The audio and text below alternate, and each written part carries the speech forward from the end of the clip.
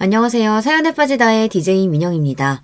오늘 사연자는 미운 놈 떡 하나 더 준다는 심정으로 얄미운 며느리라도 어떻게든 예쁘게 봐주려고 했는데 얼마 전 도무지 참을 수 없는 사건이 있었다는데요. 과연 어떤 사연인지 들어보시겠습니다. 오늘도 두 가지 사연 준비되어 있는데요. 끝까지 들어주실 거죠? 그럼 오늘의 사연 바로 시작해 볼게요. 안녕하세요. 저는 평생을 시골에서만 살아온 70대 할머니입니다. 저는 딸 셋에 아들이 하나예요. 딱 들으시면 아시겠지만 우리 집에서는 누구보다 아들이 귀합니다. 저야 아들이든 딸이든 상관없이 똑같이 키웠다고 키웠지만 자식들이 느끼기엔 그렇지 않았을 거예요. 시부모님을 모시고 살았을 때 딸들이 함께 살면서 느낀 차별이 꽤 힘들었는지 지금까지도 옛날 이야기가 나오면 딸들이 투덜거리거든요. 특히나 막내 아들과 차별을 받았다는 이야기를 가장 많이 해요. 할머니가 고기 반찬 있을 때마다 윤석이 앞에만 놔줘서 얼마나 서러웠는지 몰라. 내가 한번 먹으려고 젓가락 갖다 대면 할머니가 손으로 내 젓가락을 탁 쳤다니까. 그러니까 우리가 그때 고기도 못 먹고 커서 지금 다들 이렇게 키가 크다가 만 거라니까. 윤석이 제발 혼자 키 큰 거. 저게 다 할머니가 윤석이만 고기며 뭐며 몰래 갖다 먹여서 그런 거야. 언니들은 그래도 나이 있으니까 학교도 가고 놀러도 나갔잖아. 나는 윤석이랑 매일 같이 붙어 있으니까 나도 애긴데 할머니가 자꾸 윤석이 돌보라고 해서 짜증났었다니까. 그 어린애한테 자꾸 동생 기저귀 갈라는 게 말이 되냐고.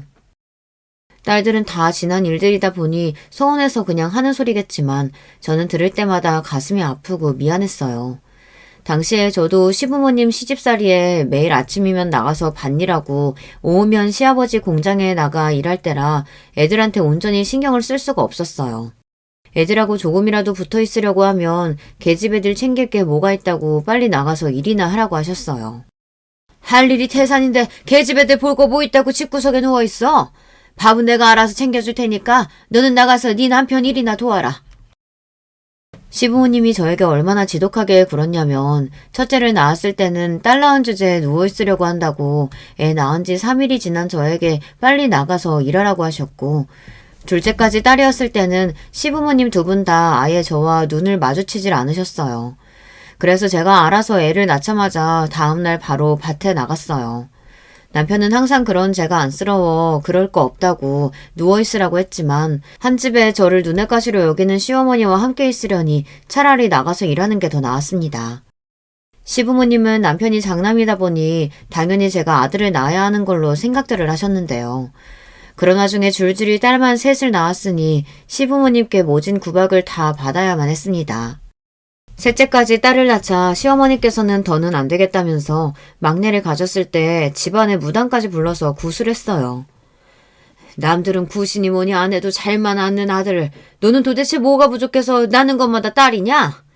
애미 네 나이도 이제 내모레면 40인데 이번에도 딸이면 둘째라도 얻어서 아들 낳게 할 테니까 그런 줄 알아라.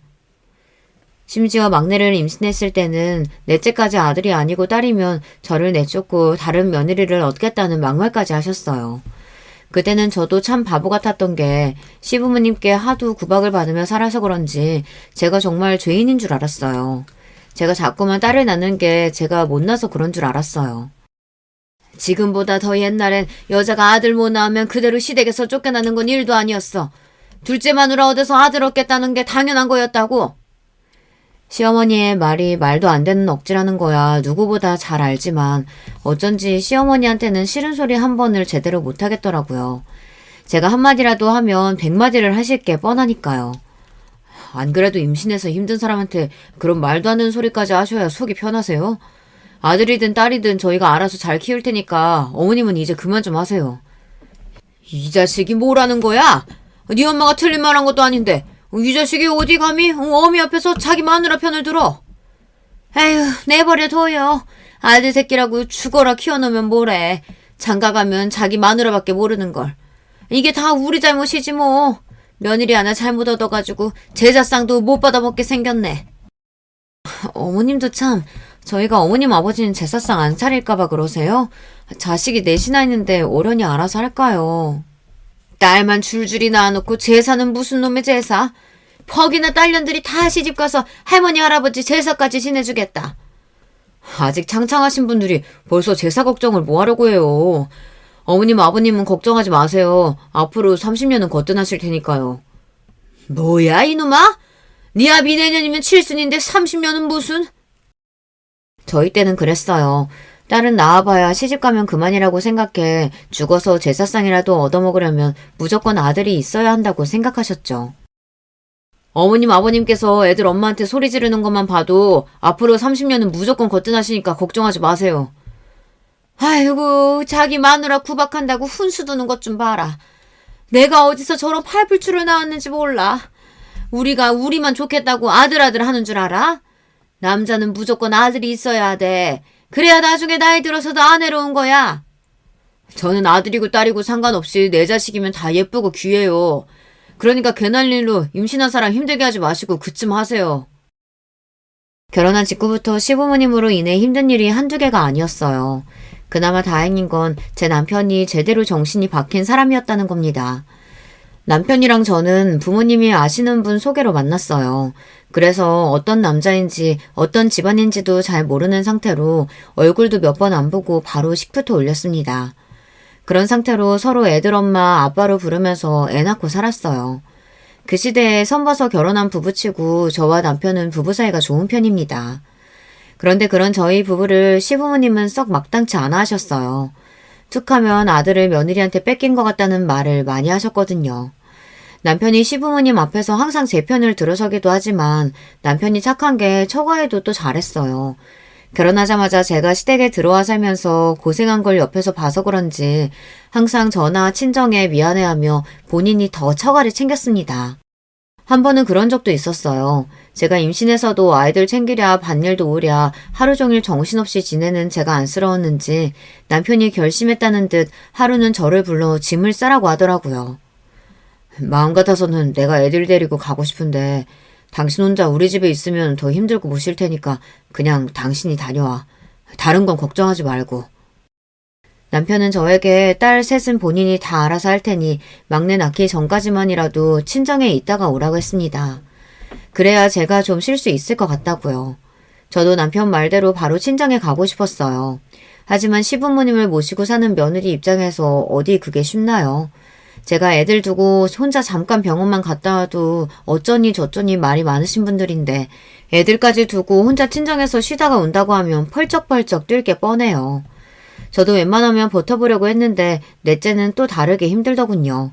임신 9개월이 넘어가면서 배가 너무 많이 나와서 도저히 서 있을 수도 없고 앉을 수도 없었어요.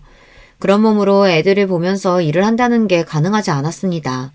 잠깐 애들 밥이라도 챙겨주고 나면 숨이 너무 벅차서 정작 제 밥은 목구멍으로 넘어가지를 않았어요. 그쯤 되니 저도 안 되겠다 싶었습니다. 하루 종일 누워만 있고 싶은데 시부모님 눈치가 보이니 편히 쉴 수도 없더라고요. 결국은 남편과 상의해서 일주일만이라도 친정에 다녀오겠다 했습니다. 역시나 제가 당분간 친정에 있다가 온다고 하니 시부모님은 펄쩍펄쩍 뛰었어요. 자식이 셋이나 있는 옆에 내가 애들 두고 어디 친정에 가냐고요. 얼씨구, 남들 다 아는 임신한 거 가지고 아주 유난을 떨어요. 어디 감히 출가 외인이 애들까지 버려두고 친정에 가겠다는 소리를 해? 남편 잘못 만나서 평생 시집살이 사고 사는데 막내 낳기 전까지만이라도 잠깐 부모님 댁에서 쉬다 오는 게 뭐 어때서 그래요. 애들 엄마 친정 가 있는 동안은 내가 집에서 애들 돌볼 테니까 어머니가 밭일 좀 하세요. 요즘 시대 남자들이야 그런 일이 흔한지는 몰라도 제가 애들 키우던 시대에는 남자가 처도 없이 혼자 애를 본다는 게 흔한 일은 아니었어요. 그것도 애 셋을 말이죠. 며느리가 만삭에 친정에 가겠다는 것도 시어머니에겐 놀랄 놀자였는데 애까지 두고 가서 아들이 애 셋을 본다는 게 더 기가 막힐 노릇이었죠. 그때만 생각하면 저는 아직도 오금이 저려요. 평소 시어머니의 성미에 절대 저를 순순히 친정에 보내주실 분이 아닙니다. 그런데 신기하게도 시어머니께서 저를 친정에 보내주시긴 했었어요. 남편이 시어머니 앞에서 눈까지 부르려고 하며 저렇게 고생하다가 아이라도 잘못되면 어떡하냐고 언성을 높였으니 시어머니도 더는 할 말이 없으셨나 봐요. 저더러 친정에 가고 싶으면 가라고 하셨어요. 그런데 그러면서 하시는 말씀에 소름이 돋았습니다. 네가 막바지에 닥치니까 아주 똥줄이 타나 본데 그래 어디 한번 너 하고 싶은 대로 다 해봐라. 네 뱃속 막내까지 계집애면 난 약속대로 둘째 자리 알아볼 테니까 그런 줄 알고. 시어머니는 제가 친정에 가는 게 끝까지 마음에 안 들었는지 만삭인 며느리한테 친정에 가는 날까지 막말을 마구 퍼버댔어요.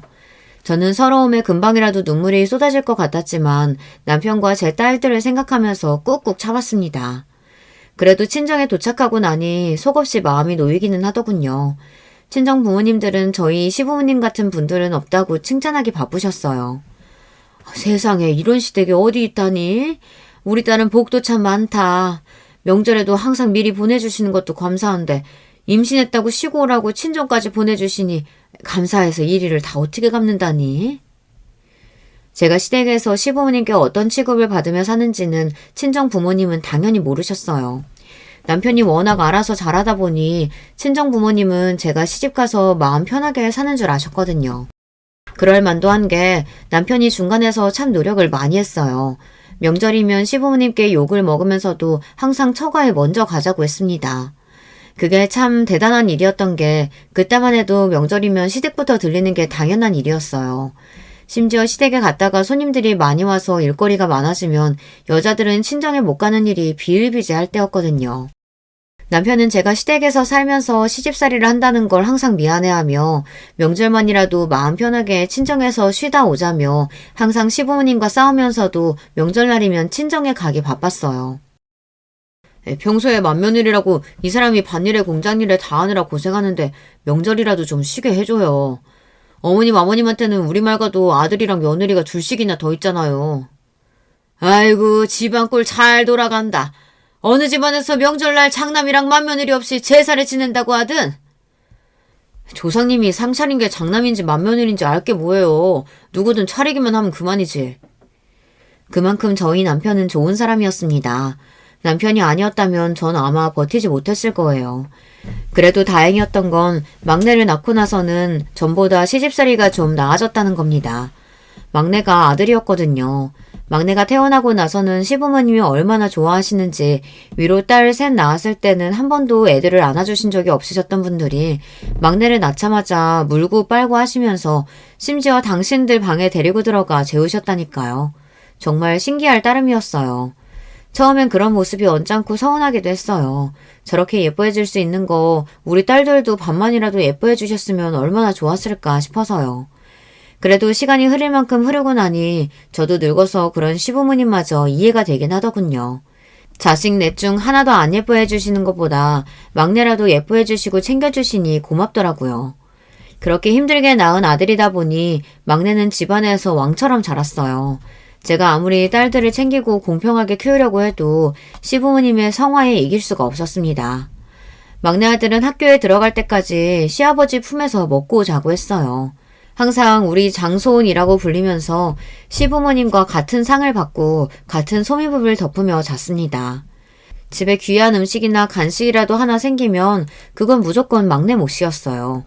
그러다 보니 딸들이 불만이 많았습니다. 한 번은 그런 적이 있었어요. 가을이었는데 시아버지가 장에서 주먹 2개만한 대봉을 딱 4개만 사오셨습니다. 대봉이 나온 지 얼마 되지 않아 무지하게 비쌀 때였거든요. 그걸 저녁을 다 먹자마자 그 자리에서 꺼내서 시부모님과 남편 그리고 막내 아들에게만 주셨어요. 할아버지, 나도 대봉 좋아해요. 왜 할아버지는 맨날 맛있는 건 윤석이만 주고 우리는 안 줘요? 맞아. 할아버지 이거 완전 차별이에요. 야, 이윤석, 너 그거 대봉 가지고 와. 혼자 먹지 말고 우리 다 같이 나눠 먹게. 싫어. 할아버지가 나만 먹으라고 준 건데 왜 나눠 먹냐? 이거 나 어제 다 먹을 거야. 뭐야? 이 어린 놈의 새끼가. 내놔, 안 내놔? 같이 먹어.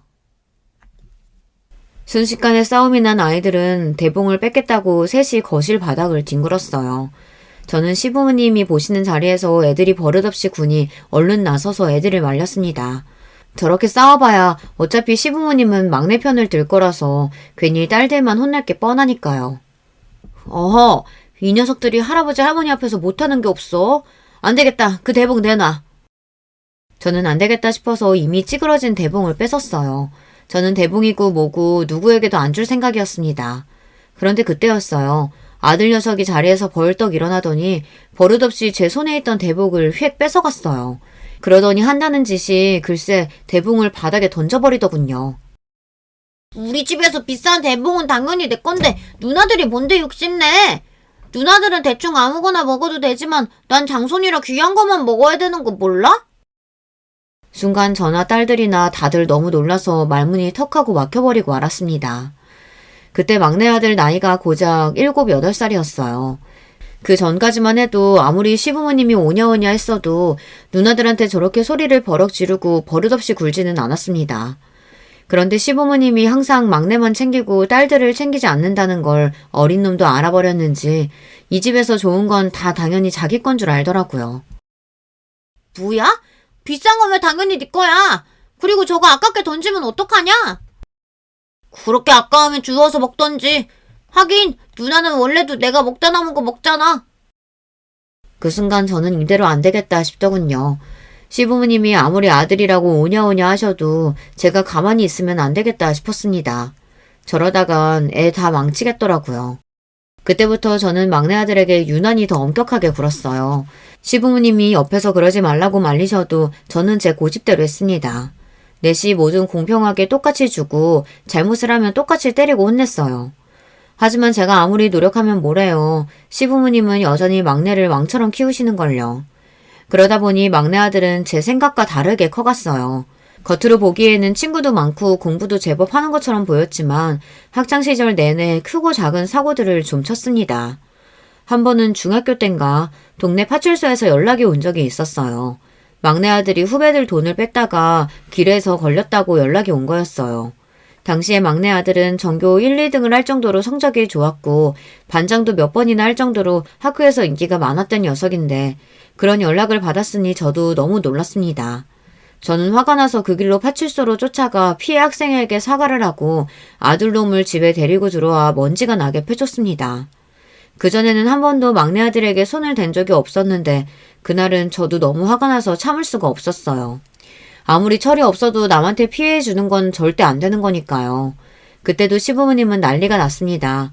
제가 귀하디 귀한 장손에게 손을 대니 뭐 하는 짓이냐고 막내 아들을 감싸시더라고요. 남자가 살다 보면 파출소도 왔다 갔다 할 수 있는 거지. 괜히 애 기죽게 어디 감히 아들 얼굴에 손을 대?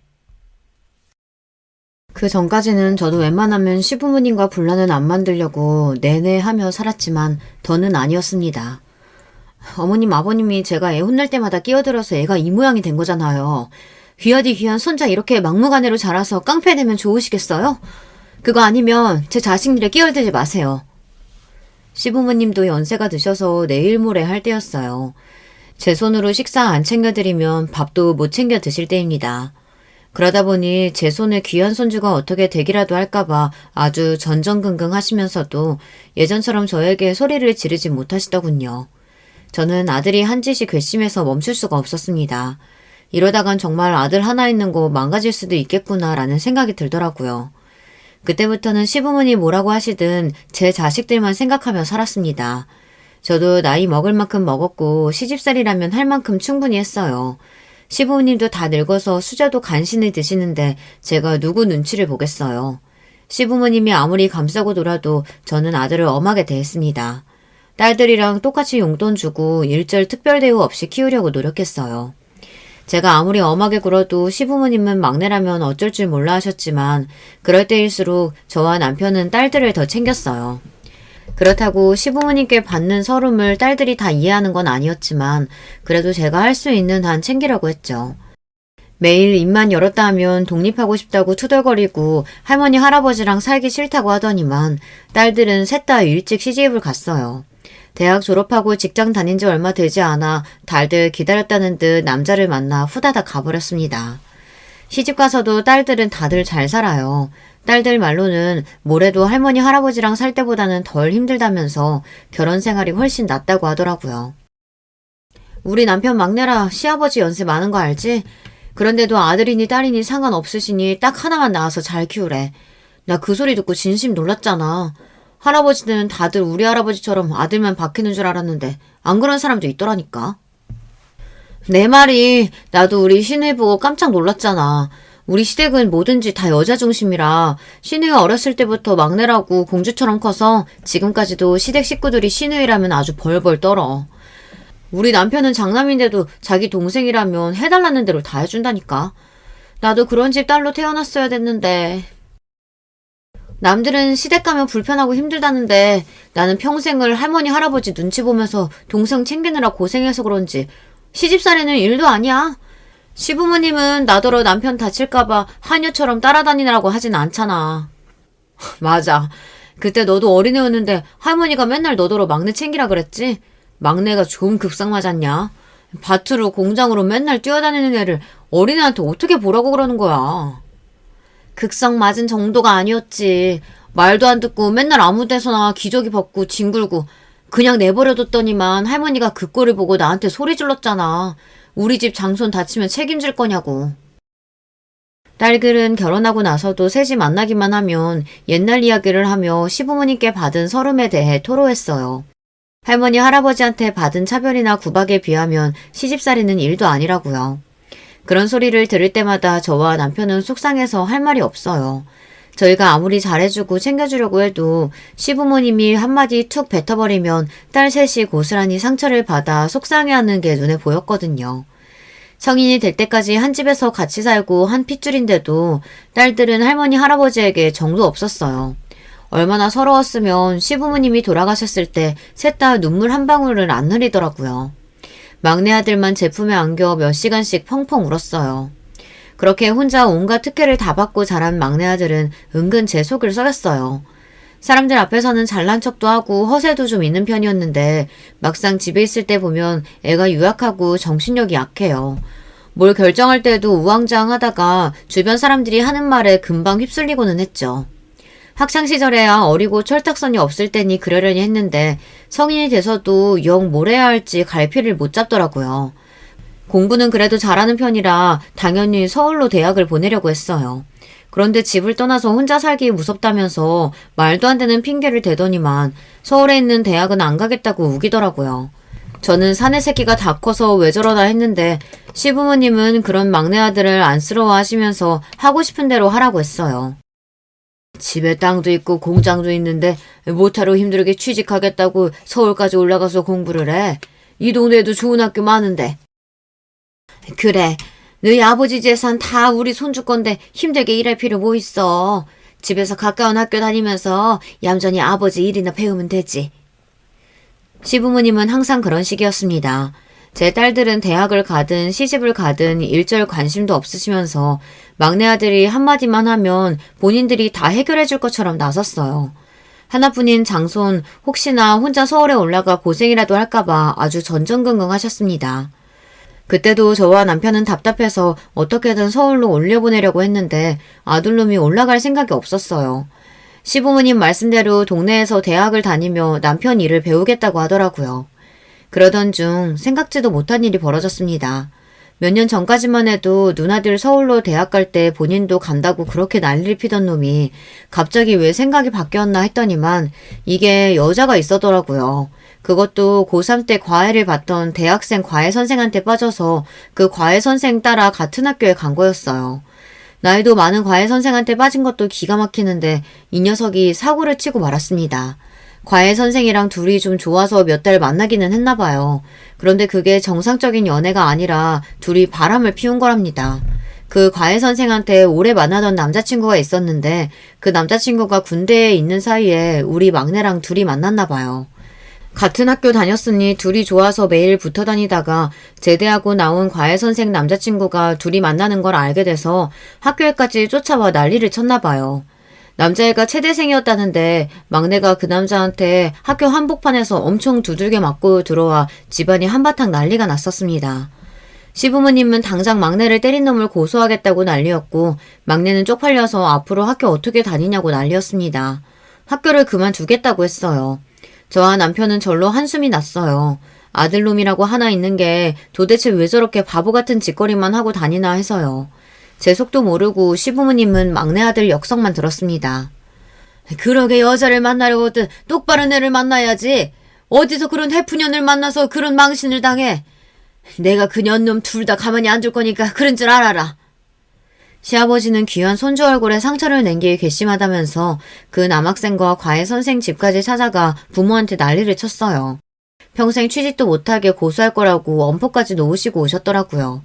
나중에 제가 간신히 말려서 고소까지는 하지 않았지만 좁은 동네에 소문이란 소문은 다 나서 창피해서 도저히 얼굴을 들고 다닐 수가 없는 지경이었어요. 그 일 이후로 막내는 서울로 올라갔습니다. 본인도 창피하긴 했는지 다니던 학교를 그만두고 다시 수능을 봐서 서울에 있는 대학에 다시 진학했어요. 그래도 서울로 올라간 이후에는 좀 잠잠한 듯 했습니다. 남들보다 조금 늦게 서울로 대학도 가고 졸업과 동시에 서울에서 취직도 하길래 이제 좀 정신 차렸나 했죠. 그런데 사람이 어디 가는 게 아니더군요. 이 자식이 취직하고 나서도 자꾸만 크고 작게 사고를 쳤어요. 돈 사고를 쳐서 도와준 게 한두 번이 아닙니다. 집안 남자 중에 사업하겠다고 일 벌리는 사람이라고는 없는데 도대체 누구를 닮았는지 저희 막내 아들은 직장 생활이나 착실히 하면 좋을 걸 자꾸만 사업을 하겠다고 일을 벌려놓은 걸 좋아했어요. 그러더니 결국은 멀쩡히 다니던 직장을 그만두고 무슨 디저트 사업을 하겠다고 여기저기서 돈을 빌려서 가게를 냈어요. 그때가 시아버지께서 진작 돌아가시고 시어머니께서도 오늘 내일 하셨을 때였는데 막내 아들놈이 어느새 시어머니를 꼬셔서 시어머니한테 돈을 받아가 일을 벌렸더라고요. 그런데 그게 쫄딱 망해버렸습니다. 무슨 빙수 기계를 개발한다고 호들갑을 떨더니만 그게 잘못됐는지 처음 투자한 돈도 거의 못 건졌나 보더라고요. 그 일로 시어머니께서 충격을 받아서 쓰러지셨어요.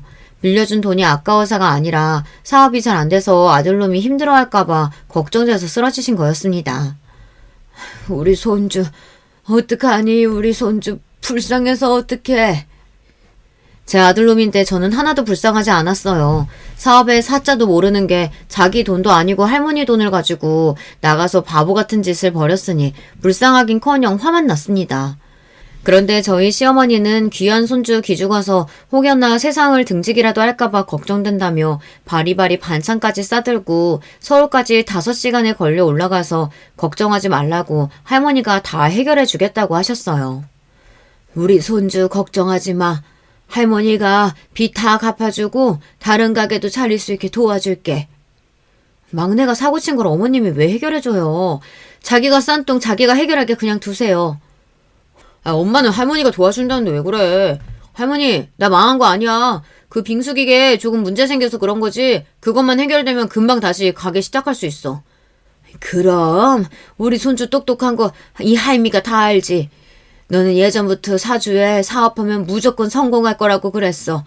내가 너희 할아버지가 남기고 간 땅이랑 다 우리 손주 앞으로 해주고 죽을 거니까 그거 가지고 너 하고 싶은 거 다 해라.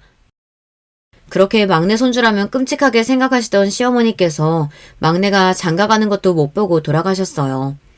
그 전까지는 저도 시부모님에 대해 애틋하거나 불쌍하다고 생각한 적도 없었는데요. 막내 아들이 장가가는 날은 저도 마음이 뭉클하고 어느 때보다 시부모님 생각이 많이 나더라고요.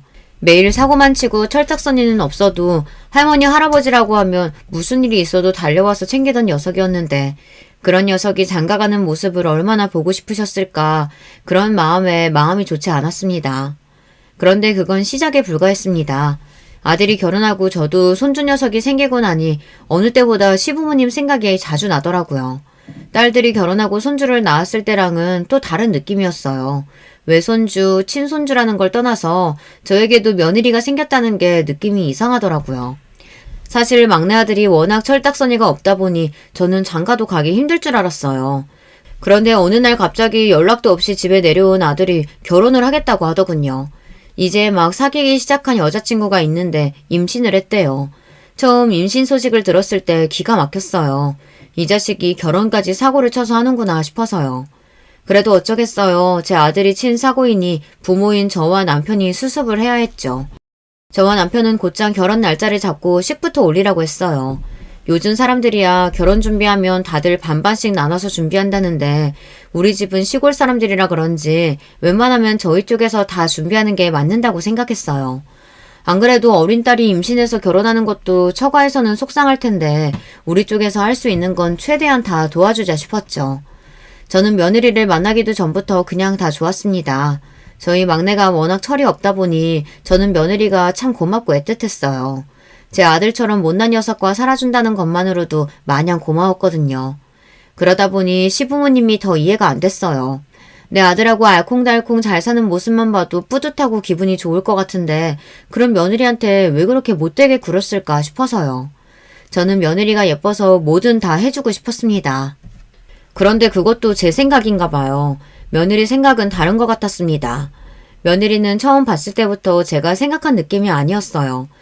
막내 며느리는 제가 생각한 것보다 훨씬 더 요즘 며느리였어요. 옛날 며느리, 요즘 며느리 따로 있는 건 아니지만 제가 듣기로는 요즘 며느리들은 시어머니 앞에서도 굳이 잘 보이려고 하지 않고 본인 성격대로 할 말은 다 한다고들 하더라고요. 처음 우리 집에 인사 왔을 때도 그랬어요. 우리 집이 옛날 시골집이라 오래됐어요. 시부모님이 결혼할 때부터 산 집이라 50년도 훨씬 넘은 집입니다. 그래도 저와 남편이 살면서 하나하나씩 고치면서 살아서 화장실이나 주방은 현대식이에요. 그런데도 막내 며느리는 우리 집이 오래돼서 불편했는지 뚱한 표정으로 화장실 한 번 안 가고 앉은 자리에서 꼼짝도 안 하더라고요. 거기다가 제가 차린 밥도 거의 먹지를 않았어요. 세아가 음식이 입에 안 맞니? 그래도 요즘 사람들 좋아하는 거로 한다고 신경 써서 했는데 거의 먹지를 못하네. 우리 수정이가 입이 짧아서 원래 많이 못 먹어요. 거기다가 요즘 입덧하는지 통 먹지를 못하더라고요. 수정아, 내가 과일 가져다 줄까? 수정이 과일 좋아하지? 어머, 그래. 내가 그 생각을 못했구나. 입덧할 때는 아무것도 먹기 싫은 법인데. 기다려봐. 엄마가 과일이랑 간식거리 좀 내올게. 그때까지도 저는 며느리가 임신해서 몸이 힘들어서 그러는 줄 알았어요. 그런데 그게 아니더군요. 며느리 될 애는 제가 생각한 것보다 훨씬 더 예민하고 까칠한 애였어요. 제가 집에 있는 과일이란 과일은 다 씻어서 준비하는 동안 차라도 내어줄까 해서 거실에 나갔는데 며느리랑 아들이 둘 다 없더라고요. 남편에게 애들 어디 가느냐고 물었더니 며느리가 속이 안 좋다고 잠깐 나가서 아들이 따라 나갔답니다. 아이고, 몸도 성취하는 애를 괜히 보겠다고 우리가 여기까지 내려오게 했나 봐.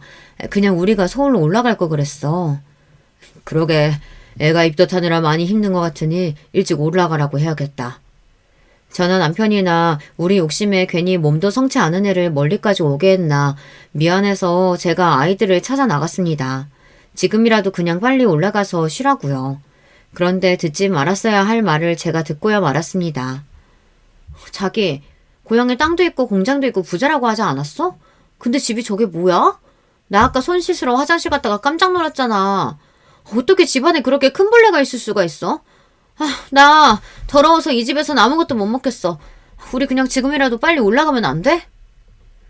며느리가 입덧도 입덧이었지만 우리 집이 오래되고 낡은 시골집이라고 실망했나 봐요. 안 봐도 뻔합니다. 우리 막내 아들이 워낙 입만 열면 허풍도 세고 잘난 척도 많이 하는 애라 부풀려서 말했을 수도 있어요. 그래도 그렇지 결혼하겠다고 인사까지 하러 온 애가 집에서 벌레 좀 봤다고 더럽다고 아무것도 못 맡겠다뇨. 저도 그런 며느리를 보며 미간이 구겨지고 말았습니다. 하지만 어쩌겠어요. 제 아들의 새끼를 임신한 제 며느리인데 제가 참고 예쁘게 봐야죠. 저도 애써 목소리를 가다듬고 나가서 모르는 척 웃었어요. 아이고, 몸이 많이 안 좋은가 보네. 우리가 괜히 보고 싶다고 이 먼 데까지 불러서 우리 새하기 힘들게 했어. 오늘은 얼굴 봤으니 됐으니까 더 늦기 전에 올라가라. 다음번에는 우리가 서울로 올라갈게. 그때 또 보면 되지. 막내 아들은 기다렸다는 듯 그럼 올라가 보겠다고 했어요.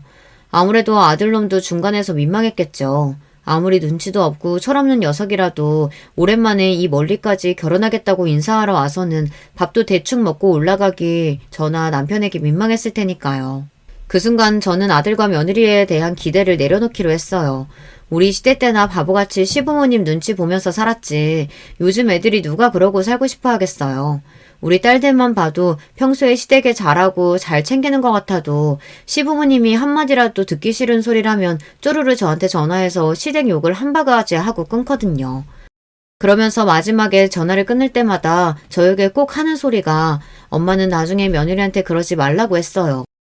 세상에 시어머니 좋아하는 며느리 아무도 없으니 제발 귀찮게 하지 말라고요. 그냥 없는 듯 조용히 살아주는 게 며느리랑 잘 지내는 거라고 했습니다. 그때는 딸들 말도 잘 이해가 되지 않았어요. 아무리 귀찮고 싫어도 가족인데 평생 없는 듯이 조용히 산다는 게 말이 안 되잖아요.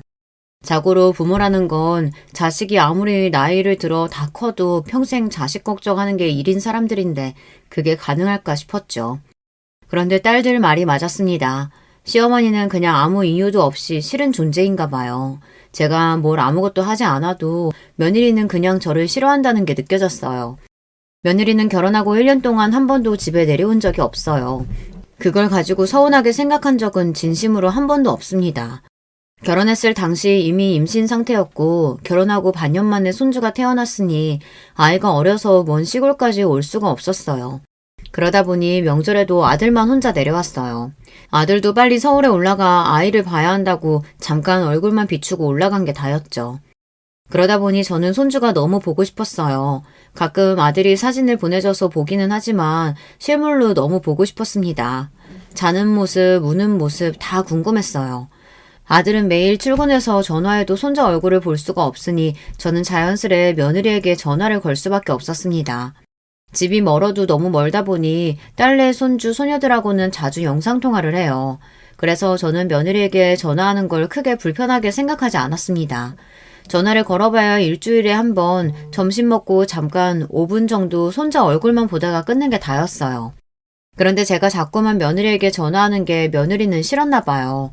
어느 날 아들에게 전화가 와서 저에게 짜증 섞인 목소리로 자주 전화하지 말라고 하더라고요. 엄마가 옛날 사람이라 잘 모르나 본데 요즘 며느리들은 시어머니가 전화하는 거 싫어해. 매일 혼자 애 보는 것도 힘들어 죽으려고 하는데 시어머니가 자꾸 전화해서 귀찮게 하면 좋아하겠어? 텔레비전 드라마에서나 이런 상황을 봤었지 저에게 이런 일이 생길 줄은 몰랐습니다. 아무리 요즘 며느리들이 시어머니를 싫어하고 귀찮아한다고 해도 그렇지 일주일에 한 번 손주 얼굴 보겠다고 시어머니가 전화하는 게 그렇게 잘못인가 싶었어요. 더군다나 아들 입에서 들으니 더 속상하고 억울하더군요. 그래서 저도 모르게 꾹 참고 있던 말을 뱉어내고 말았어요. 손주 태어난 지가 언젠데 할머니 할아버지가 손주 얼굴 한 번 못 봤다는 게 말이 되니? 너무 보고 싶어서 일주일에 한 번 전화한 걸 가지고 너희 정말 너무들 한다. 저는 그대로 전화를 끊어버렸습니다. 저도 절대 서운한 티 내고 싶지 않았지만 도저히 억울해서 참을 수가 없었어요. 사실 저도 며느리한테 전화할 때마다 기분이 좋지 않았어요. 제 새끼 생각해서 꾹 참은 겁니다. 제가 딱 며느리에게 전화를 걸면 며느리는 곧바로 손주 얼굴을 비춰요. 인사 한마디도 안 하고 말이죠. 제가 우리 며느리 고생한다, 밥은 먹었냐 물어도 네, 딱 한마디 하고 맙니다. 한 번을 저나 남편 안부를 물은 적도 없어요. 며느리가 그렇게 싸가지 없이 굴어도 저는 단 한 번도 아들이나 딸들한테 며느리 이야기를 한 적이 없습니다. 가족끼리 괜한 분란을 만들고 싶지 않아서요. 제가 그렇게 며느리 눈치를 봤는데도 그런 소리까지 들으니 가슴 한구석이 뻥 뚫리는 것 같았습니다. 더군다나 아들놈이라는 놈이 자기 마누라가 한 말을 그대로 저에게 전달하는 것도 너무 싫었어요. 그 이후 저는 아예 아들 며느리에게 마음을 내려놓았습니다. 제 마음이 어떻든 며느리 생각은 다르다는 걸 뼈저리게 느꼈거든요. 저희 시대야 시어머니가 무슨 소리를 해도 찍소리 못하고 참고만 살았지만 요즘 며느리들은 어디 그런가요? 딸들 말이 맞았어요. 며느리는 그냥 시어머니라는 존재만으로도 싫은 것 같았어요. 그 이후 저는 며느리에게 전화도 일절 안 했어요. 일이 생기면 그냥 제 아들에게 전화하고 말았습니다. 고추장이고 된장이고 만들 때마다 아들 생각이 나서 보내주고 싶어도 꾹 참고 김장이나 하면 한 번씩 택배를 보내주고 말았어요. 딸들도 보낼 때마다 이런 걸 힘들게 뭐하러 보내냐고 툴툴거리는데 며느리는 얼마나 귀찮아할까 싶어서요. 1년에 며느리는 딱 4번 만났습니다. 명절 2번, 남편하고 제 생일 2번 해서 딱 4번 집에 내려왔어요. 저나 남편이 서울에 일이 있어서 올라갔다가 손주, 손녀 얼굴이 보고 싶어 잠깐 드리려고 해도 며느리가 싫어할까봐 눈치가 보여 통 못 가겠더라고요. 그러다 보니 저는 며느리가 오는 날만 되면 심장이 뛸 정도로 기다려졌어요. 제가 뭐 며느리 보고 싶어서 심장이 뛰겠어요. 그때 아니면 손주를 볼 수 없으니 내내 자식들 오는 날만 기다리고 있었죠. 그런데 며느리는 해도 너무한 게 그 머나먼 길을 내려와서도 잠 한 번 안 자고 바로 올라갔어요. 막내 아들이 운전하기 힘들다고 하루 자고 가자고 해도 며느리는 밥 한 끼 먹으면 꾸역꾸역 어린애를 끌고 올라가겠다고 했어요. 저는 손주랑 헤어지기가 싫어서 내가 애를 봐줄 테니 너희들끼리 올라가라고 했어요. 그러자 며느리가 표정이 확 바뀌면서 웬일로 좋아하더라고요. 정말요? 안 그래도 요즘 회사일 바빠서 매일 늦게 끝나서 걱정이었는데 어머님이 봐주시면 너무 좋죠. 아예 한 달 정도 맡겨도 될까요? 아이고, 한 달이 뭐야. 내 새끼 몇 달은 못 봐주겠어? 난 괜찮으니까 바쁜 일 다 끝날 때까지 내가 봐줄게. 이럴 줄 알았으면 진작 애를 봐주겠다고 할 걸 그랬어요. 저야 평생 애 키우고 시부모님 모시며 산 사람인데 어린애 하나 보는 것쯤이야 어려울 것도 아니었죠. 그때부터 둘째 손녀가 태어나기 전까지 제가 1년의 절반가량을 큰손주를 데리고 있었어요.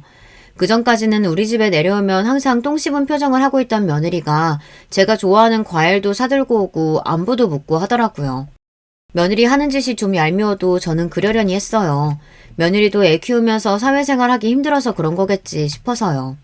그러다 며느리가 둘째 손녀를 낳고 나서 저와 또 사이가 벌어지기 시작했어요. 그때 남편이 몸이 좀 안 좋아서 제가 애들을 봐줄 수가 없는 상황이었거든요. 남편이 담낭에 혹이 생겨서 수술을 했는데 경과가 좋지 않아서 몇 달을 병원 신세를 졌어요. 며느리랑 아들은 간병인을 쓰면 안 되냐고 했지만 남편이 병원에 있는 동안 너무 힘들어해서 제가 옆에 있어야 했습니다. 그러다 보니 아들네 손주랑 손녀를 봐줄 수가 없었어요. 당시 며느리가 둘째 낳은 지 얼마 안 되어 육아휴직 중이었는데요. 둘째 보는 게 너무 힘들었는지 큰 손주라도 저에게 보내려고 했나 보더라고요. 하지만 저도 상황이 상황인지라 봐줄 수가 없었습니다. 그 일로 며느리가 서운했는지 꼭 전처럼 싹 달라졌어요. 손주 유치원 방학이 다가오길래 방학 때만 며칠만이라도 봐주겠다고 제가 연락을 했더니 말을 쌀쌀맞게 하더라고요. 어머님이 자꾸 아버님 병원 이야기 하시길래 이번엔 어쩔 수 없이 그냥 친정에 맡기기로 했어요. 신경 쓰지 마세요. 제가 노느라 안 봐주겠다는 것도 아니고 남편이 아파서 병간호하느라 그러는 건데 며느리는 자기 시아버지 괜찮으신지 묻지도 않고 툴툴거리기만 하더라고요. 며느리가 제멋대로 구는 게 하루 이틀도 아니니 그러려니 했어요.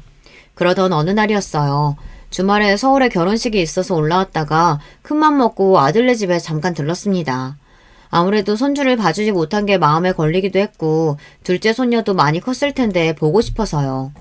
아니나 다를까 제가 서울역이라고 전화를 했더니만 며느리 목소리가 확 바뀌었습니다. 오실 거면 미리 연락을 주시지. 애들 아빠도 오늘 집에 없는데. 줄 것도 있고 할 이야기도 있어서 잠깐 들렸어. 아버지 주무시기 전에 병원에 가봐야 해서 나도 잠깐 얼굴만 보고 갈 거야.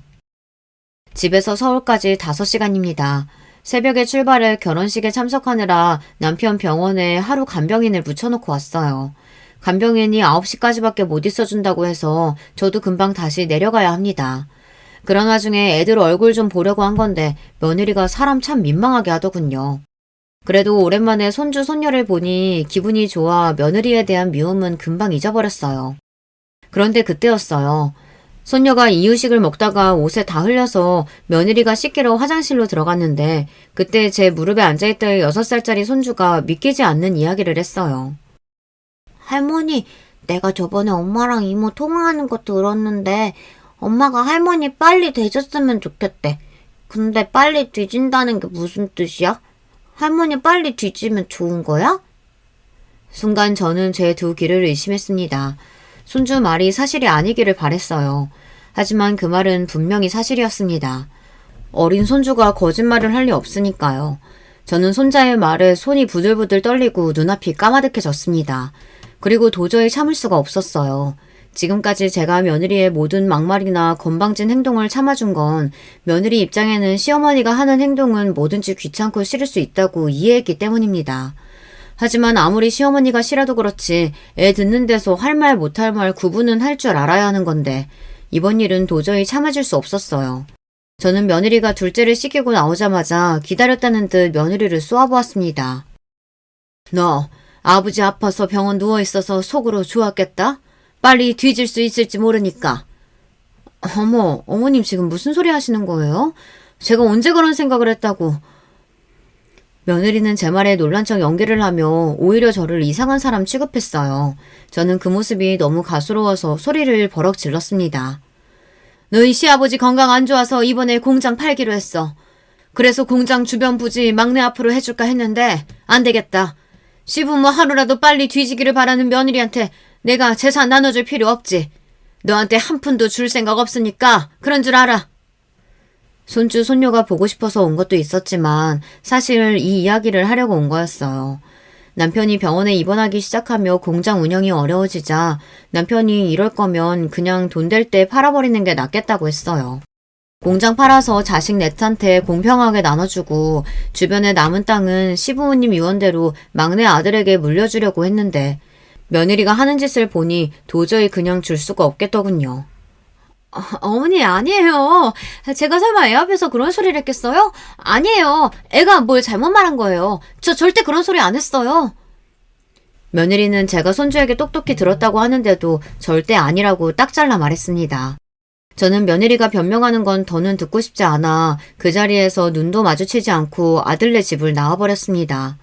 며느리는 엘리베이터까지 따라 나와서 아니라고 연신 변명했지만 저는 들은 척도 안 했어요. 그리고 그대로 집으로 내려올 때까지 며느리와 아들의 전화를 일절 받지 않았습니다. 그 일이 있은 지 3주가 흘렀어요. 그 일 이후 아들과 며느리에게 거의 매일 전화가 옵니다. 지금까지 결혼해서 산 세월 동안 저에게 전화한 것보다 훨씬 더 많이 했더라고요. 얼마나 똥줄이 타면 그러겠어요. 아들은 손주 녀석이 한 말이 사실이 아니라고 애가 장난친 거라고 하는데 저는 믿을 수가 없습니다. 이제 6살 먹은 어린애가 그런 소리를 어디서 듣고 하는 거겠어요. 분명 자기 엄마한테 들은 게 맞죠. 아들은 지금도 공장 땅 명의를 바꿔달라고 난리예요. 시부모님이 돌아가실 때 막내에게 주라고 했으니 자기 거라고요. 그런데 저는 괘씸해도 너무 괘씸해서 재산이고 뭐고 아무것도 주고 싶지 않아요. 이런 상황에 자기 마누라 편만 드는 아들 새끼도 미워 죽겠습니다. 저는 어떻게 하면 좋을까요? 안 그래도 남편은 병원에서 힘들어하고 있고 아직 말도 못 꺼냈어요. 아들 며느리 집에서 제가 그런 소리 들었다고 하면 남편도 너무 힘들어할 것 같아서요. 여러분들이라면 어떻게 하시겠어요? 시부모를 개무시하는 것도 모자라서 빨리 뒤졌으면 한다는 소리까지 들은 와중에 점처럼 부모 자식 사이로 지낼 수 있을까요? 저는 아직도 모르겠습니다. 아무리 좋게 생각하려고 해도 용서가 되지를 않아요. 여러분의 의견 댓글로 남겨주시면 제가 하나하나 읽어보고 참고하도록 하겠습니다. 끝까지 제 이야기 들어주셔서 감사해요. 여러분의 가정에는 행복하고 즐거운 일만 있으시길 바라겠습니다. 여러분, 두 번째 사연 시작하기 전에 좋아요, 구독 꼭 눌러주실 거죠? 그럼 두 번째 사연 바로 시작합니다. 안녕하세요. 저는 의사로 재직 중인 50대 남자입니다. 날씨가 더워지고 이제 여름이 다가왔네요. 저는 딸이 2명인데 딸들이 유독 바다를 좋아합니다. 그래서 바다로 이번 여름에 휴가를 길게 가기로 약속했어요. 여러분도 휴가 계획 있으세요? 모쪼록 즐거운 가족여행 되시길 바랍니다. 오늘 제가 제보할 사연은 가족과 복수에 관한 사연이에요. 사실 저는 가족이라고 부르고 싶지 않은 사람도 있습니다. 어디서부터 설명해야 할까요? 일단 제 소개를 짧게 하겠습니다. 저는 지방에서 태어나서 자랐어요. 매우 가난한 집이었고 위로는 형이 한 명 있습니다. 어렸을 땐 너무 가난해서 집에 수도와 전기가 끊기기도 했어요. 심지어 부모님은 제가 중학생 때 이혼하셨습니다. 어머니가 우리를 혼자 키우셨는데 고생이 참 많으셨어요. 시장 바닥에서 나무를 팔며 저와 형을 키우셨죠. 제가 형보다 공부를 잘했는데 그래서 형은 저보고 공부하라고 고등학교도 그만두고 아르바이트하며 저를 도와줬어요. 시장에서 죽기 살기로 어머니와 어린 나이에 저를 위해 돈을 버는 형을 보고 저는 죽기 살기로 공부했습니다. 공부가 아니면 우리 가족이 살 수 있는 방법이 없었어요. 고등학생 땐 그래서 4시간만 자고 공부했습니다. 코피는 일상이었죠. 아이고, 재훈아. 결국 의대에 합격했구나. 형은 네가 당연히 잘 될 줄 알았어. 고생했다. 형은 이제 죽어도 여한이 없어. 우리 둘째 아들이 기어코 해냈구나. 해준 것도 없는데 너무 고마워. 형하고 어머니가 없었으면 저는 합격 못했어요. 없는 형편에 저 돕느라 고생 많으셨어요. 우리 이제 제발 행복하게 살아요. 밥도 굶어가며 공부한 끝에 결국 저는 서울에 있는 의대에 진학할 수 있었습니다. 어머니와 형은 제가 의대에 합격하자 눈물을 터뜨렸어요. 저도 이제 이런 고생은 끝이겠지 생각하니 뿌듯했죠. 하지만 현실은 조금 달랐어요. 의대 공부량은 상상을 초월했습니다. 어쩌면 고등학생 때보다 더 열심히 공부했어요. 그렇게 학교를 졸업하고 시험에 합격해서 의사가 됐습니다. 남들은 연애하고 놀 거 다 놀며 학교 생활을 했는데 저는 그럴 형편이 아니었습니다. 과외도 몇 개를 했는지 몰라요. 그렇게 일해서 집에도 보내고 등록금도 냈습니다. 삶의 여유가 아예 없는 채로 저는 의사가 되어 일했어요. 돈을 벌긴 했지만 형과 어머니에게 생활비를 드리기도 했고 혼자 서울에서 사는 게 절대 쉽지 않았습니다. 그러다 어머니와 형이 서울로 오게 됐어요. 형이 검정고시에서 합격해서 일자리를 구할 수 있었거든요. 형, 돈은 일단 걱정하지 말고 형이 할 수 있는 일을 찾아. 형이 젊음 다 바쳐서 나 도운 거 나도 알아. 이제 내가 갚을게. 고맙다. 형이 안 그래도 제과에 관심이 많아서 학원을 다니려고 해. 빵집 열어서 어머니와 함께 운영하려고. 형은 실제로 서울에서 학원에 다니며 금방 빵 만드는 법을 배웠어요. 워낙 손재주가 좋은 형이라 1년도 안 되는 기간 안에 웬만한 빵을 다 만들 줄 알았죠. 저는 그동안 모은 돈으로 형과 어머니가 운영할 수 있는 빵집을 하나 열어줬습니다. 주변에서도 어머니도 저에게 결혼 얘기를 꺼냈지만 저는 그때 이렇게 가족들에게 투자하는 게 더 좋았어요. 그러던 어느 날 형이 결혼한다며 여자를 데려왔습니다. 그런데 세상이 정말 좁더라고요. 아내 될 사람이 너희 병원에서 일하거든. 외과 병동이라 너랑 마주치진 않았을 텐데 그래도 놀랍지? 우리 병원이 워낙 크니까 그럴 수도 있는데 신기하긴 하다. 그래도 형은 다행이네. 동생은 의사고 아내는 간호사잖아. 아파도 걱정 없겠어. 나도 나지만 우리 어머니가 다행이지. 어쨌든 가족끼리 같은 병원에서 근무하다니 좋다. 형수가 될 사람은 형의 빵집 손님으로 만났다고 해요. 형이 워낙 손맛이 좋아 빵집이 인기가 좋았거든요. 형수도 그래서 거의 매일같이 드나들다 형에게 반했다고 합니다. 몇 개월을 구애한 끝에 형과 연애하게 됐죠. 그리고 2년의 연애 끝에 결국 결혼까지 하게 됐습니다. 저는 일하는 게 힘들고 바빠서 연애 생각이 전혀 없었어요. 그래서 형이 결혼한다는 소식에 내심 기뻤습니다. 자식 중 한 명이라도 결혼해야 우리 어머니 마음이 편하잖아요. 듣기로 형수님 집안 형편도 그리 좋은 편은 아니었어요. 우리 집도 그렇고 양가 지원이 많지 않았습니다. 그래도 하나밖에 없는 형제고 저를 워낙 어렸을 때부터 도왔던 형이니 제가 결국 나섰어요. 빵집과 병원 중간에 있는 아파트를 하나 얻어줬죠. 저한테도 큰 돈이었는데 전혀 아깝지 않았습니다. 그때까지는 제가 결혼하게 될 거라고 생각도 안 했거든요. 그리고 형의 결혼식 날이 됐습니다. 여러분은 첫눈에 반한다는 소리를 믿으세요? 저는 그 말이 무슨 말인지 전혀 모르고 살았습니다. 첫눈에 반하긴커녕 연애를 해본 적도 없으니까요. 그런데 형의 결혼식 날 저는 저 말이 뜻하는 바를 알게 됐어요. 형수님 하객으로 있던 어떤 여성분과 눈이 마주쳤는데 아주 환하게 웃더라고요. 그 웃음을 보고 홀린 듯이 다가갔습니다. 제가 원래 그러던 사람도 아니고 애초에 여자를 만난 적도 없잖아요.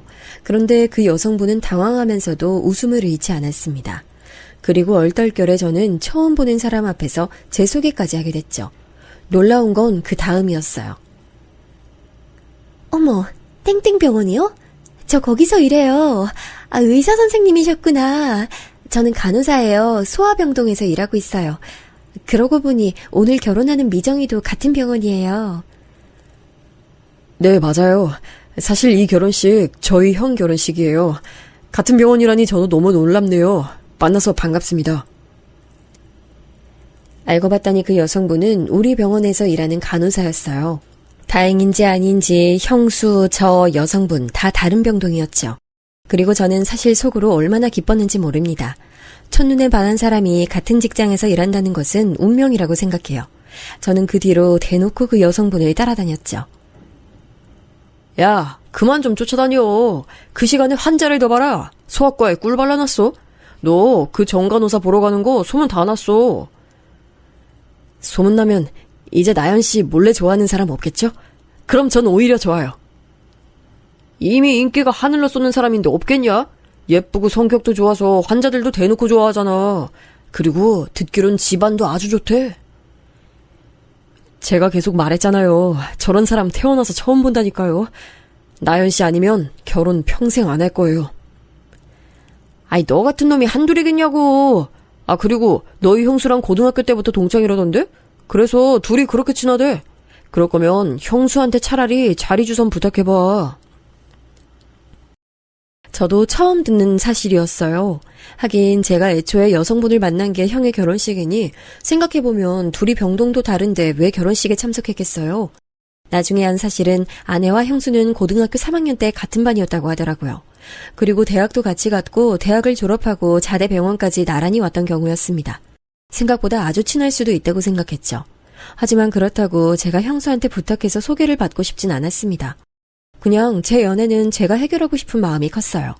오히려 형수에게 들키고 싶지 않은 마음이 컸습니다. 그렇게 그 여성분을 향한 구애를 약 1년 했더니 드디어 제 구애를 받아주셨어요. 그분은 우리 가족이 아니라면 그렇게 애정이 생기지 않던 제가 처음으로 사랑한 사람이자 마지막 타인이었습니다.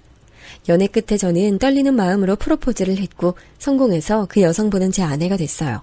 양가에 인사를 갔는데 처가는 생각보다 잘 사는 집이었습니다. 그래요. 사위로 의사가 올 줄은 전혀 몰랐는데 자네가 우리 사위가 된다니 기쁘네. 우리 나연이 고생만 시키지 말아줘요. 돈이 부족하면 언제든지 말하고 둘은 걱정 없이 행복하게만 살도록 해요. 나연이가 외동이라 누가 사위가 될지 궁금했는데 이렇게 능력도 좋고 성격도 좋고 나연이밖에 모르는 사람이 사위라니 이제 마음이 편하네. 장인어른은 작은 사업을 하시는 분이셨어요. 작은 사업이라고 해도 월급쟁이가 아니라 만지는 돈이 저보다 많았죠. 실제로 결혼하며 지원도 많이 해주셨어요. 넌지시 개원 얘기도 꺼내셨는데 제가 거절했습니다. 저는 아내와 같이 사내 연애를 하는 게 너무 좋았거든요. 결혼해서도 서로의 인생을 존중하며 같이 병원에서 일하는 게 좋을 것 같았습니다.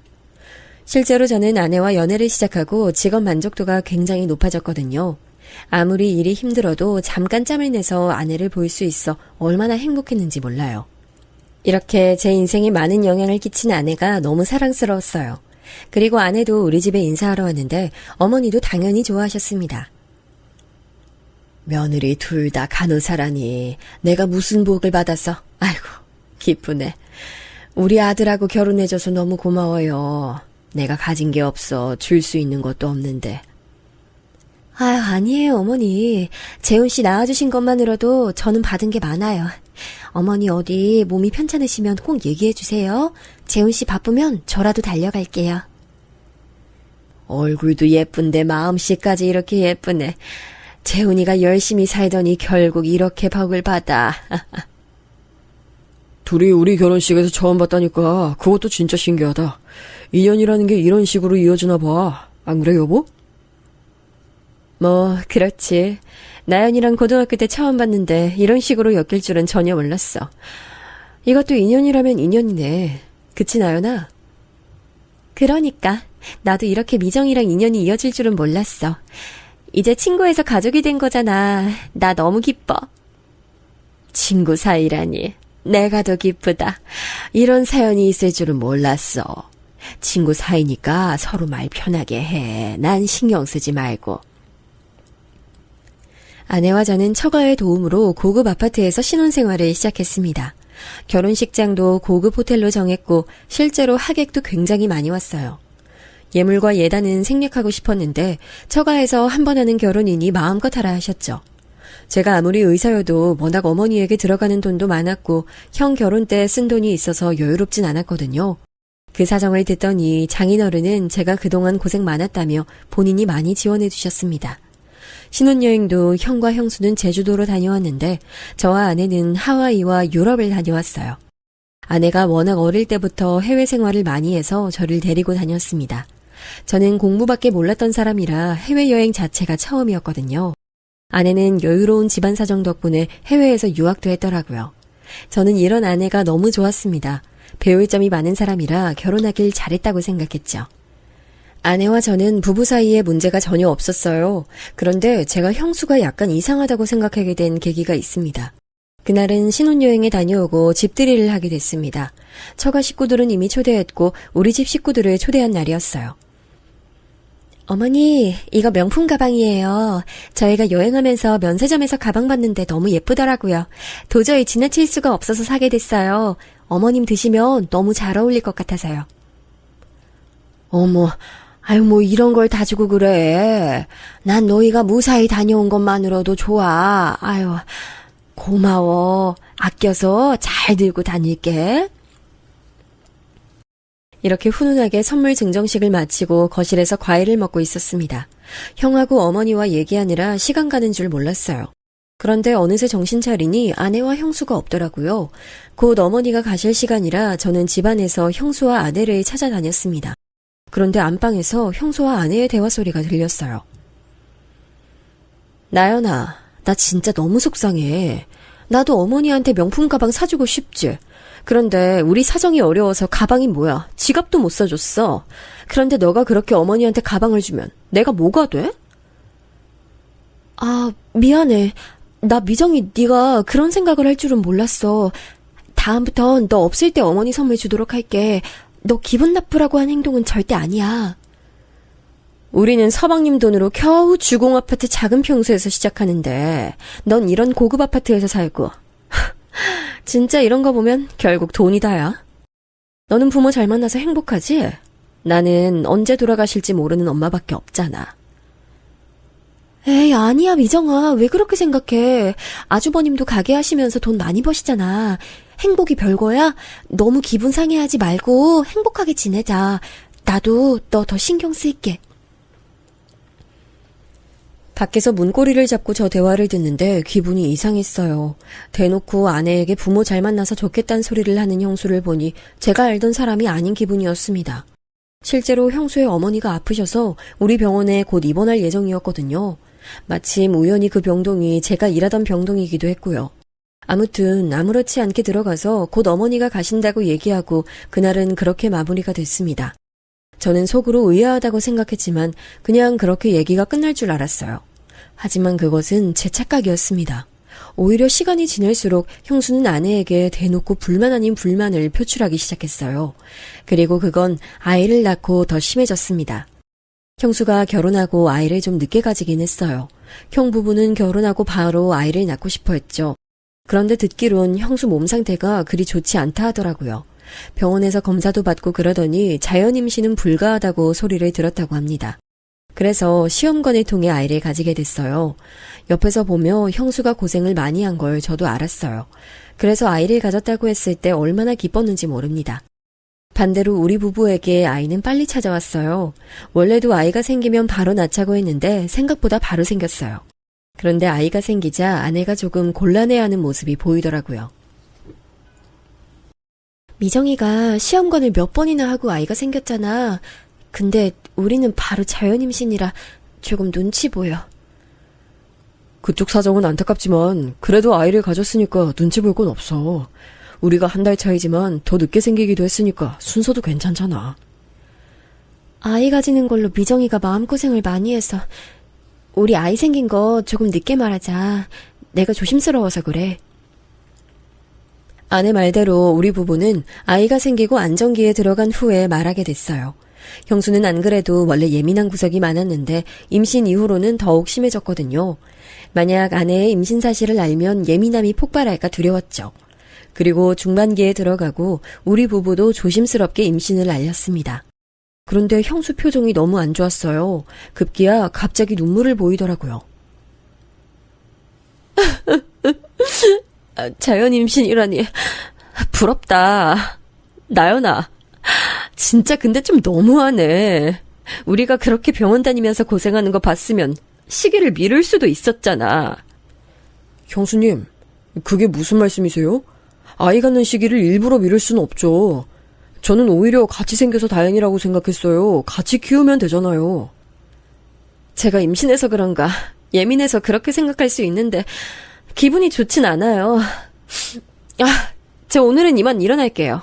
어머님, 나중에 연락드릴게요. 죄송해요. 형수는 아내의 임신 소식에 눈물을 흘리며 급기야 자리에서 일어났어요. 그 자리에 있는 모두가 당황했죠. 사실 저는 저 때는 형수가 왜 저러는지 이유 자체를 몰랐어요. 나중에 아내가 형수는 어릴 때부터 유독 자기한테 예민했다고 하더라고요. 심지어 대학에 갈 때도 아내와 같은 고등학교에 다녔다고 했잖아요. 아내는 장학금 받고 들어갔다고 해요. 그때도 형수는 자기는 형편도 어려운데 장학금을 받지 못했다고 복도에서 울었다고 합니다. 대학에 가서도 아내는 워낙 공부를 잘해서 성적 장학금을 받은 적이 꽤 있었다고 해요. 그럴 때도 자기는 형편이 어려워 공부할 시간이 없다고 엉엉 울어 당황했다고 합니다. 이런 식으로 형수는 아내에게 늘 질투를 해왔더라고요. 당신은 형수가 저럴 때마다 당황스럽지 않아? 나는 저런 사람인 줄은 전혀 몰랐어. 어렸을 때부터 그런 거면 당신도 고생 꽤 했겠다. 그런데 미정이가 가정 환경이 실제로 안 좋기도 했고 그냥 난 원래 사람 잘 안 미워하잖아. 그런 사람도 있구나 싶었지. 어차피 내 인생은 바뀌지 않으니까. 나는 당신 그런 모습이 참 좋아. 어떻게 그렇게 대인배야? 태어날 우리 아이들도 당신 닮았으면 좋겠다. 저는 진심으로 제 자식들이 아내의 성품을 담길 원했어요. 그리고 마침내 형수도 출산하고 우리 아내도 출산했습니다. 시조카도 우리 아이도 둘 다 딸이었어요. 저와 형이 둘 다 남자라 어머니는 공주들을 많이 좋아하셨어요. 그런데 아이를 낳고 형수의 질투는 더 심해졌습니다. 나연이 너 그 조리원 내가 듣기로 1,000만 원 넘던데 맞지? 서방님이 돈 내주셨어요? 의사라서 역시 다르구나. 아이 낳으면 몸 회복하는 게 힘들다고 하더라고요. 동료한테 들었더니 조리는 확실히 하는 게 좋다고 해서요. 미정이 너가 있던 조리원도 지역에서 유명한 곳이잖아. 그리고 내가 거기 알아봤는데 이미 예약 다 차서 여기로 한 거야. 그래? 근데 너 아기 옷도 그렇고 유모차도 그렇고 다 명품이네. 부럽다. 우리 애는 형편이 너희처럼 좋지 않아서. 아이한테 너무 미안하다. 미정아, 왜 울고 그래? 아니야, 이게 뭐가 중요해. 사랑을 많이 주면 되잖아. 이런 용품이 그렇게 중요한 건 아니잖아. 중요한 게 아니면 그 유모차 나 주면 안 돼? 어차피 너희는 하나 더 사도 가게에 아무 문제 없잖아. 형수님, 아니 이런 식으로 만나면 형수는 대놓고 우리 부부를 부러워했어요. 실제로 전날 아내는 있는 사람이 베풀자며 유모차를 형수에게 주고 왔죠. 제가 아는 것만 해도 유모차, 아기 옷들이 꽤 많습니다. 아마 저 모르게 가져간 것들까지 합하면 더 많겠죠? 이런 일들이 지속되니 저는 형수와 형을 만나는 게 점점 불편해졌습니다. 그런데 이런 말을 하면 아내는 그냥 우리가 참자고 있어요. 어차피 나는 미정이가 저렇게 나오는 거 익숙해. 우리 관계 때문에 당신이 아주버님하고 만나는 게 불편해지면 난 그게 더 불편해. 그냥 신경 쓰지 말고 내가 행동 제대로 할 테니까 너무 깊게 생각하지 마. 실제로 저는 형수가 불편했던 거지 형하고는 사이가 매우 좋았어요. 그래서 형만 따로 보는 날도 적지 않았죠. 아내가 결혼 전에는 나도 몰랐는데 생각보다 사치가 좀 있는 것 같아. 자꾸 집에 와서도 너랑 재수 씨 얘기를 종일 해. 나도 처음엔 맞장구 쳤는데 시간이 지날수록 힘들더라. 듣기 좋은 소리도 한두 번이지. 여자들끼리 문제니까 우리가 또 막 나설 순 없어. 그냥 나도 불편한데 아내가 괜찮다고 하니까 어쩔 수 없네. 우린 어머니나 잘 챙기자. 하지만 신경을 쓰고 싶지 않아도 아이들이 크면서 형수 태도는 더 심해졌습니다. 앞서 말했듯 형수는 집안 형편이 좋지 않았어요. 아픈 사돈어른은 우리 병원에 입원하셨죠. 반면 장인어른과 장모님은 평소 건강관리를 정말 열심히 하셨어요. 그래서 건강 문제는 전혀 없었습니다. 오히려 우리 부부에게 지원을 많이 해주셨습니다. 저나 아내가 자랑하는 성격이 아니라 막 티를 내고 그러진 않았어요. 그런데 만날 때마다 아무래도 얘기하고 있는 게 있으니 형수의 질투심을 자극했던 것 같아요. 둘째 가졌다며? 그래, 한 명만 있으면 외로울 수도 있지. 너무 축하해. 건강하게 잘 나았으면 좋겠다. 네, 아내가 본인이 외동이라 외로웠다고 한 명 더 낳자고 해서요. 저도 형 있어서 좋았으니까 좋은 결정이라고 생각해요. 어머니와 저런 대화를 했는데 형수가 옆에 있었나 봐요. 나중에 아내에게 전화가 오더라고요. 아니야, 그건 오해야. 우리가 뭐 다정이 불쌍하다고 생각하겠어? 그냥 우리 민지가 외로울까봐 그런 거야. 내가 외동이잖아. 그래. 마음 상했으면 미안해. 왜? 형수가 또 뭐라고 했어? 당신하고 어머님이 외동은 외롭다고 했잖아. 자기 딸 다정이는 그럼 뭐가 되냐고 하더라고. 나도 이젠 모르겠다. 처음엔 참았는데 점점 지치네. 형수 저런 성격이 원래 그랬다고 해도 시간이 지날수록 더 그러잖아. 이제 우리 진지하게 거리를 두는 게 맞는 것 같아. 실제로 첫째가 유치원에 들어갈 나이가 됐을 때 형수는 더 대놓고 질투하기 시작했어요. 아내와 저는 아이 교육에 대해서도 생각이 많았거든요. 그래서 영어 유치원을 보내려고 했어요. 저도 아내도 일하는 사람이니 벌이가 충분히 되기도 했고요. 그런데 형은 가게가 매출이 잘 나오지 않았습니다. 동네 빵집이 잘 돼도 아무래도 의사인 저보단 훨씬 덜했겠죠. 형수님도 대학병원 간호사라 벌이가 적진 않았는데 우리 부부와 비교하면 비교가 되긴 했습니다. 그래, 민지는 영어 유치원 보내기로 한 거야? 그럼 영어 잘하겠다. 난 예전부터 영어 잘하는 사람들 멋지더라. 우리 손녀가 영어 잘한다니 너무 기쁘네. 제가 어릴 때부터 해외에 다니니까 확실히 영어 잘하면 장점이 많더라고요. 그래서 민지도 영어 유치원 보내려고 해요. 영어 유치원 그거 비싸지 않아? 그런데 거기 보내도 초등학교 가면 다 까먹는다고 하던데 의미 있나? 초등학교 때도 영어학원 보내고 사립초등학교 보내면 괜찮다고 하더라. 아예 안 보내는 것보단 괜찮을 것 같아. 안 보내도 영어 잘하는 애들은 잘할걸? 우리 다정이는 똑똑해서 안 보내도 영어 회화 문제 없을 거야. 그럼 다정이는 안 보내면 되겠네. 내가 우리 딸 영어 유치원 보낸다고 하는데 왜 그래? 저번부터 너무 내가 하는 모든 것에 사사건건 그러는 것 같아. 왜 갑자기 둘이 그래? 내가 괜한 얘기를 꺼냈구나. 미안해. 형수님, 제가 그동안 일부러 참았는데 왜 자꾸 아내한테 그러시는 거예요? 네? 서방님까지 저한테 왜 이러세요? 그래도 제가 윗사람인데. 그럼 윗사람 대접이나 해주세요. 나연이, 너도 나 형님이라고 불러. 형수는 제가 나서자 급기야 본인을 형님이라고 부르라고 하더라고요. 분명히 신혼 초에 합의했던 내용인데 할 말이 없는지 저런 논리를 펼치기 시작했습니다. 아내와 저는 둘이 어이가 없어서 대화를 했어요. 나 진짜 고등학교 때부터 나한테 질투하는 건 알고 있었는데 이제 와서 저러는 건 너무 속 보이지 않아? 나 이제 모르겠어. 형도 자꾸 형수가 집에 와서 우리 얘기를 그렇게 한다고 불편하다 하더라. 그렇다고 가족인데 안 만날 수도 없잖아. 우리가 뭐 잘못한 것도 아니고 곤란하네. 결국 아내는 형수와 거의 연을 끊게 됐습니다. 저도 아내가 불편해하는 모습이 달갑지 않았어요. 그래서 일부러 형수와 아내를 못 만나게 했습니다. 명절 때도 형과 미리 말해서 시간 조절을 했죠. 그렇게 한동안 조용히 사건 없이 지나갔어요. 그래서 저는 아무 문제 없는 줄 알았어요. 그런데 제가 그때 마침 병원에서 바쁜 일이 생겼어요. 원래도 바쁜 편인데 하필 일이 늘어나서 더 바빠졌습니다. 아무리 시간을 내어 집에 가고 싶어도 갈 수가 없었어요.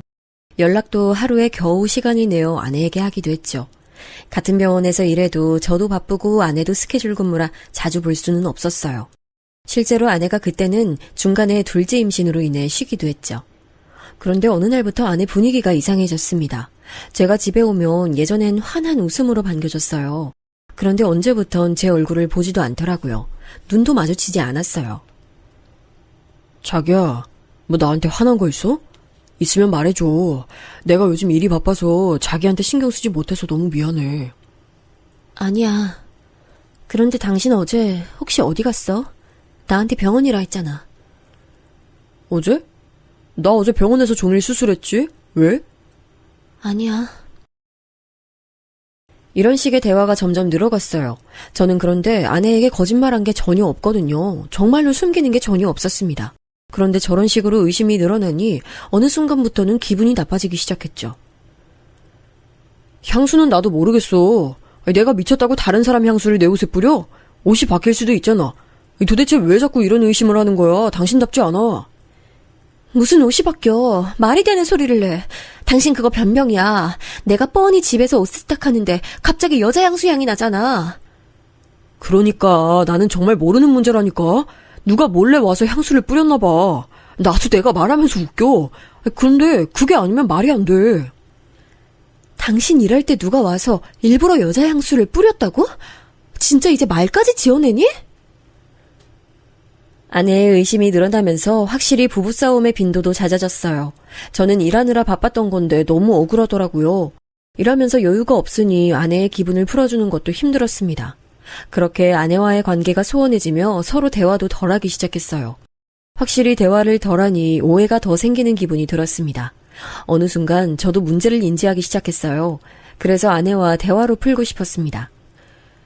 당신이 자꾸 나를 의심하는 것 같은데 애초에 내가 바람이 났다고 해도 그 상대가 없잖아.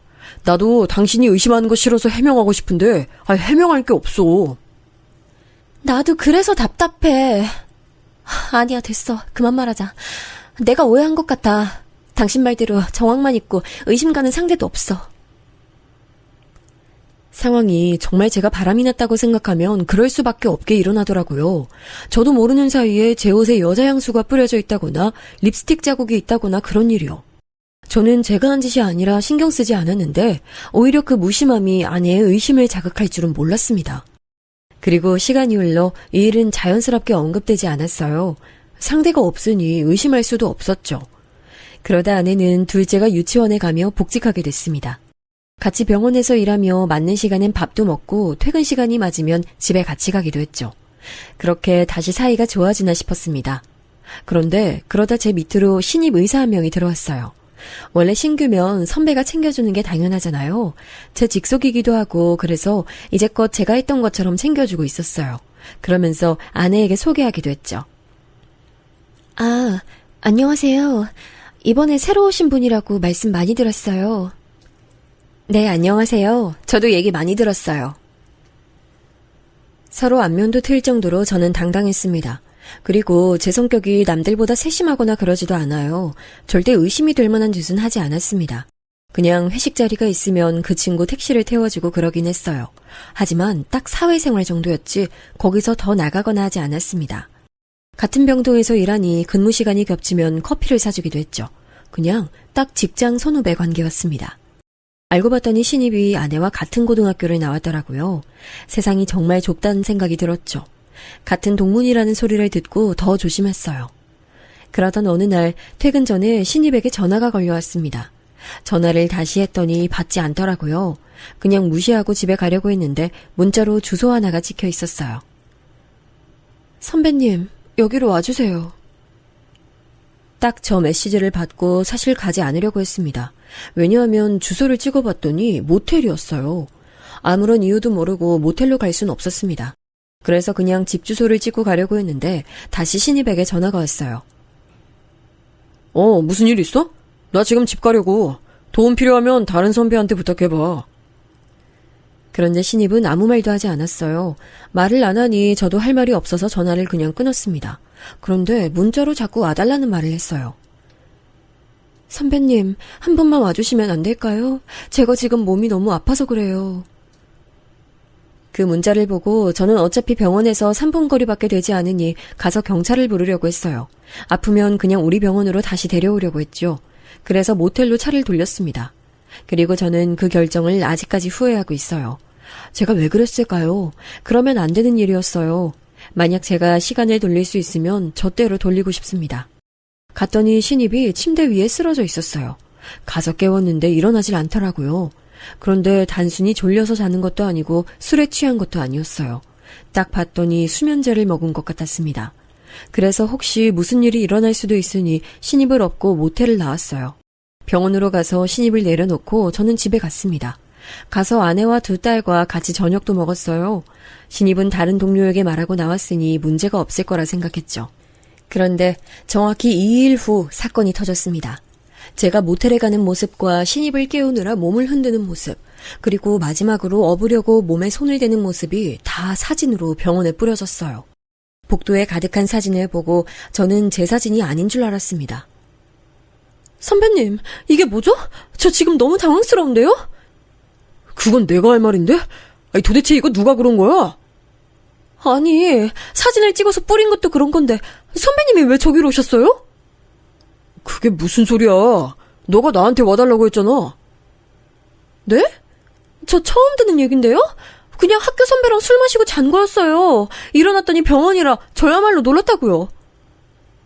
신입에게 들은 말은 충격적이었습니다. 하지만 그 내용의 진위 여부를 파악하기도 전에 사건이 터졌어요. 갑자기 동료가 저희를 보고 달려왔거든요. 야, 재훈아. 야, 어떡하냐. 어떡해. 몰라. 나도 이거 사진을 누가 찍은 건지도 모르겠고. 복잡하다. 아니, 그게 아니고. 야, 지금 너 빨리 밖으로 나가봐. 이걸 어떡하냐? 동료의 말을 듣고 급하게 밖으로 나갔더니 믿을 수 없는 광경이 펼쳐졌어요. 아내도 같은 병원에서 일했잖아요. 출근하고 그 사진을 직접 목격한 거예요. 그리고 아내는 그대로 극단적인 선택을 하게 됐습니다. 이미 하늘로 간 아내의 몸을 붙잡고 얼마나 울었는지 몰라요. 아내를 끌어안고 엉엉 울며 미안하다는 말만 되뇌었습니다. 게다가 주말에 겨우 시간을 내서 두 딸과 함께 여행을 가자고 했거든요. 여행은 가지도 못하게 됐죠. 무슨 정신으로 장례를 치렀는지 모르겠어요.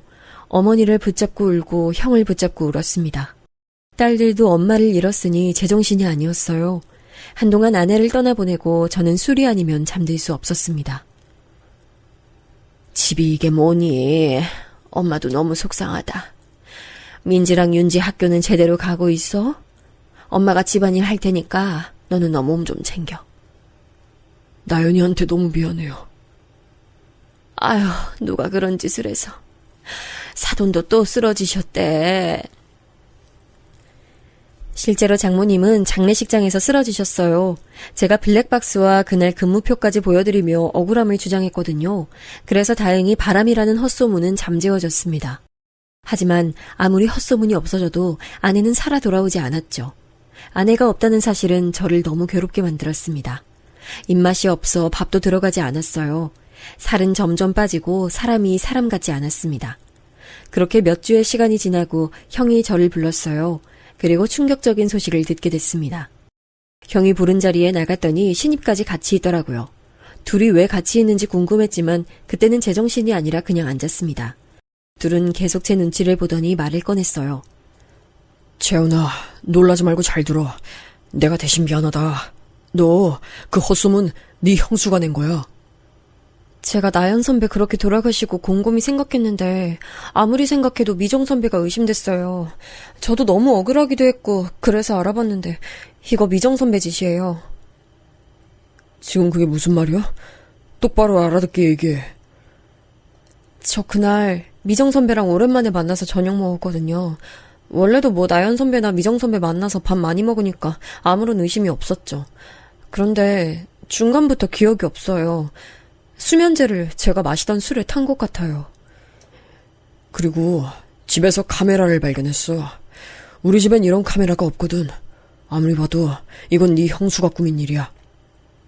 그리고 어느 순간부터 나연 선배가 자꾸 저한테 선배랑 저랑 무슨 일이 있냐고 물어봤어요. 저는 그냥 직장 선후배 사이라고 했는데 믿는 눈치가 아니었거든요. 이젠 이유를 알 것 같아요. 미정 선배가 중간에서 이간질한 거예요. 실제로 병원에서도 선배랑 저랑 같이 다니면 간호사들 눈길이 이상했거든요. 애초에 그렇게 소문을 냈으니까 그랬겠죠? 형과 후배의 말을 들으니 이제야 이해가 갔어요. 그러면서 저는 이 사건을 제대로 조사하기 시작했습니다. 아내와 저를 지키고 나아가 우리 두 딸까지 지켜야 했거든요. 그리고 나연 선배가 집도 잘 살고 워낙 사람이 성품이 좋잖아요. 그래서 간호사들이나 직원들 사이에서도 평이 좋았어요. 미정 선배는 반면에 예민하고 후배들 자주 괴롭히니까 소문 안 좋았죠. 그래서 저한테 사실 나연 선배 욕 많이 했어요. 후배가 아내와 형수와 같은 고등학교 출신이라고 했잖아요. 그래서 자주 만남을 가졌는데 자꾸 형수가 후배를 만나면 아내의 흉을 봤다고 합니다. 저는 이 사건을 그냥 넘어갈 마음이 전혀 없었어요.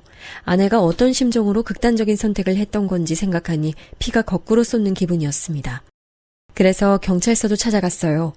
가서 CCTV부터 사건을 처음부터 조사했습니다. 그 과정에서 제 옷에 몰래 향수를 뿌린 사람도 형수였다는 게 밝혀졌어요. 저는 이 사실을 알고 형수에게 따지려다 일단 참았습니다. 작은 것부터 다 밝히면 형수에게 오히려 사실을 은폐할 기회를 주는 것 같았어요. 경찰 조사하며 알게 된 사실은 더 가관이었습니다. 아내에게 형수가 전화를 많이 했더라고요. 나중에 녹음된 걸 들어봤더니 웃기지도 않았습니다. 미정아, 너 이런 식으로 나한테 자꾸 내 남편 얘기하면 나 너무 곤란해. 나도 알아서 생각할게. 급한 일이라고 해서 받았더니 이러면 어떡해. 급한 일은 맞지. 실제로 그렇게 둘이 붙어 다닌다 하더라고. 병원에 소문 다 났어. 나연이 네가 나중에 알면 속상할까봐 일부러 내가 말해주는 거야. 내일은 내가 알아서 할게.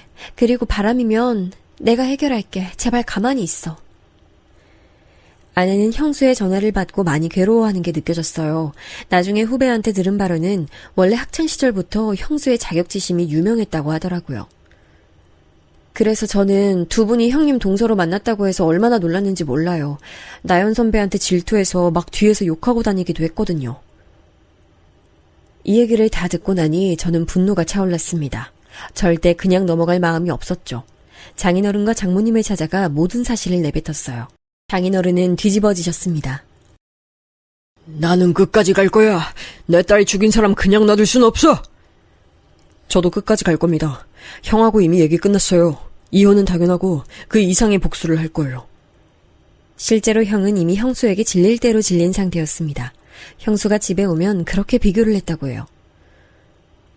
난 이제 더는 못 살겠어. 집이 아니라 감옥 같아. 다정이도 엄마 눈치 보느라 바쁘고 안 되겠어. 돈 못 번다는 소리도 계속하니까 자존감도 내려가고 막상 내가 빵집하며 버는 돈이 아내 월급의 2배는 되는데. 저는 모든 증거를 수집했어요. 형수는 꿈에도 모르고 하하오호 웃으며 행동하고 있었거든요. 그 얼굴을 보며 속으로 얼마나 이를 갈았는지 모릅니다. 그리고 마침내 후배와 형의 도움을 받아 모든 사건의 전말이 완성됐습니다. 저는 이걸 글로 써내려가기 시작했어요. 일목요연하게 정리해서 사진까지 포함시켰죠. 그리고 그 종이를 병원 게시판에 다 게시했어요. 그 증거가 너무 완벽해서 반박할 수도 없었습니다. 아니 이게 뭐야? 서방님, 이게 뭐죠? 저 너무 억울해요. 이러시면 안 되죠? 억울할 게 있나요? 형수님이 했던 짓 다 알고 있어요. 이러면 안 된다는 말은 제가 해야 하는 말 아닌가요? 이미 경찰 동행해서 CCTV도 봤고요.